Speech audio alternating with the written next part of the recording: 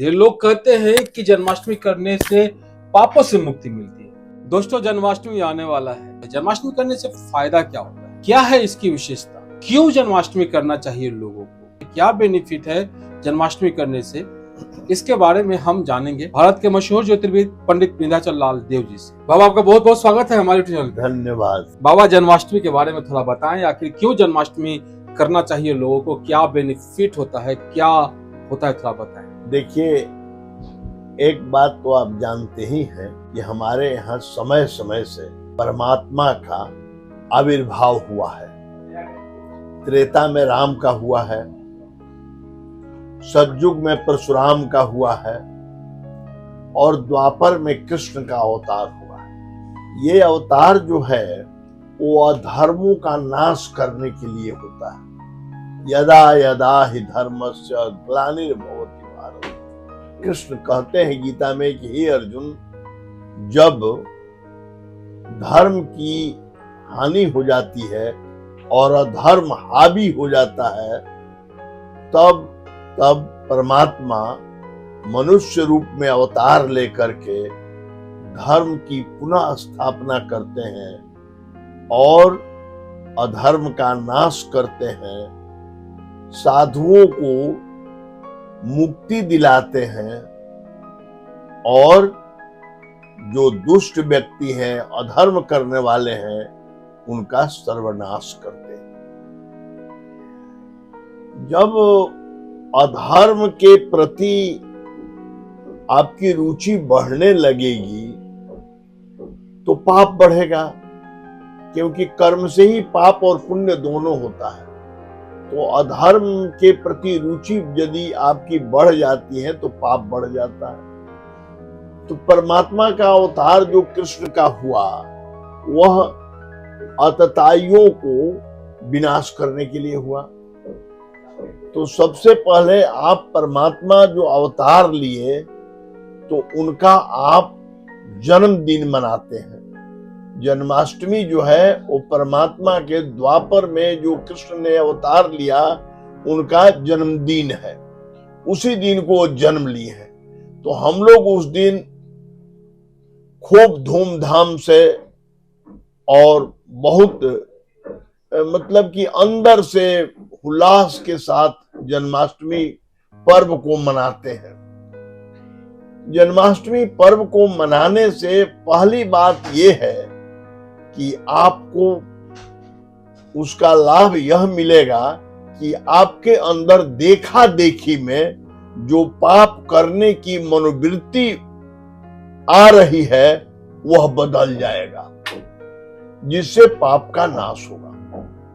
आपने जो कुछ भी पाप किया है, आपके द्वारा जो गलत काम हुआ है, उसका विनाश होगा।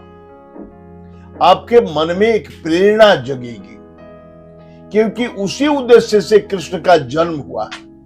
तो आप उनकी जन्मदिन को जब मनाएंगे तो आप ये समाज में जो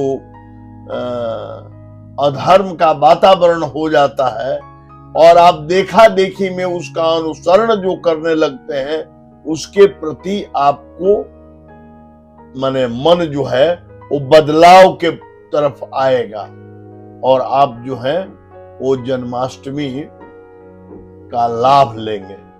जन्माष्टमी जरूर मनाना चाहिए। भाद्रपद कृष्ण पक्ष अष्टमी के दिन रोहिणी नक्षत्र में भगवान कृष्ण का जन्म हुआ था। रात्रि में, अर्धरात्रि में, और जो हमारे यहाँ सनातन धर्म में एक कंस जो उसके मामा थे, वो कितने अधर्मी हो गए थे अपने स्वार्थ में कि अपने बहन के बच्चों को वह नाश कर दिए, मारते थे, मार देते थे, उनका जान ले लेते थे, है ना। तो ये अधर्म न हुआ। अपने स्वार्थ में इतना बड़ा अधर्म करने का साहस जो व्यक्ति किया, उसका नाश कौन किया? उसका भगना ही कृष्ण थे जिसने किया, बहन के बच्चा ही किया। अधर्म की इतनी पराकाष्ठा थी, दिखाया गया है शास्त्र में कि अधर्म इतनी पराकाष्ठा पर हो गया था कि अपने बहन को भी नहीं पहचान सका, उसके बच्चों को नहीं पहचान सका। हमारे सनातन धर्म में, हमारे यहाँ हिंदू संस्कृति में अपने भगना के ऊपर माने हाथ भी नहीं आप उठा सकते हैं, कड़ा शब्द नहीं बोलना चाहिए। समझ रहे हैं कि नहीं?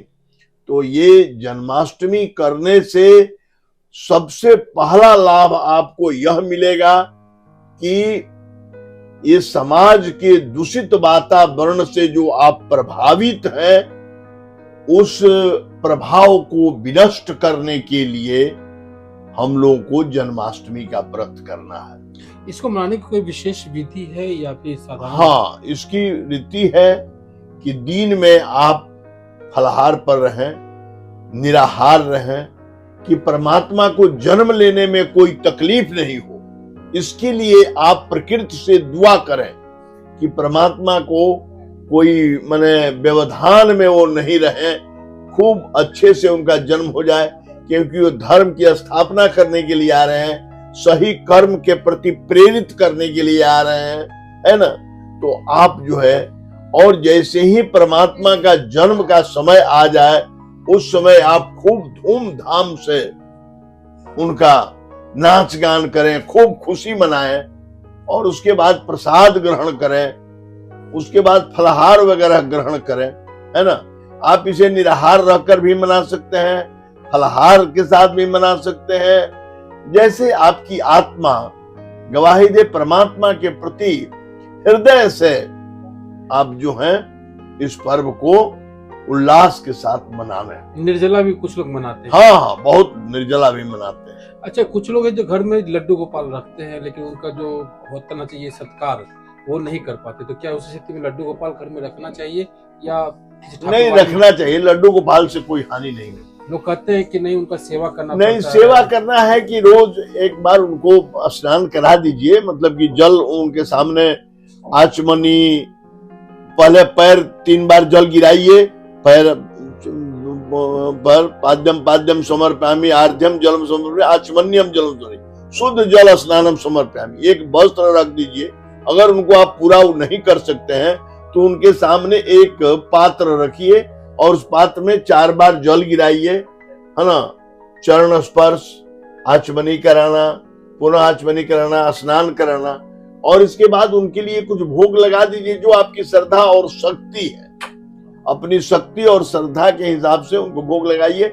1-2 तुलसी पत्ता चढ़ा दीजिए, बहुत है, कोई इससे बात नहीं है। धूप दीप तो आप दिखाते ही हैं पूजा में। अच्छा, इस दिन मतलब कि जन्माष्टमी के दिन कोई रत्न या फिर रुद्राक्ष वगैरह भी कुछ धारण करना अच्छा रहता है? देखिए, ऐसा कोई विधान नहीं है। हाँ, भगवान कृष्ण को उस दिन वैजयंती की माला अगर पहना सकते हैं तो बहुत अच्छा रहेगा। उर्वैजयंती माल कहा जाता है। कृष्ण को वैजयंती की माला बहुत पसंद है। तो लड्डू गोपाल को वैजयंती की माला? हाँ, एकदम। चलिए, और मतलब कि लोगों को मतलब कि और कुछ लाभ मिलता है? एक तो पाप से मुक्ति मिलती है।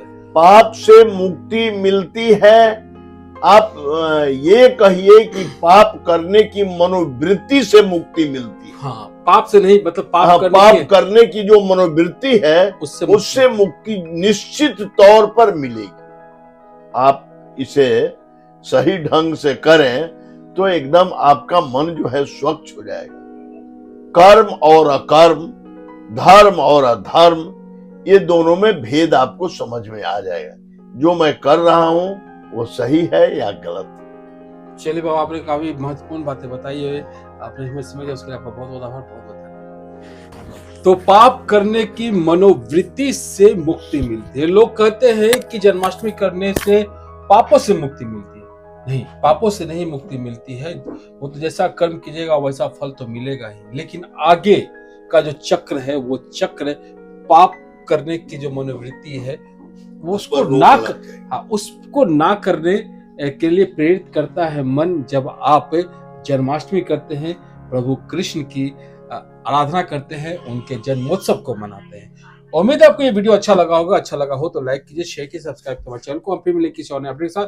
तो इन द सेंड का नमस्कार। जय भारत, जय बिहार, जय हिंद, राधे राधे।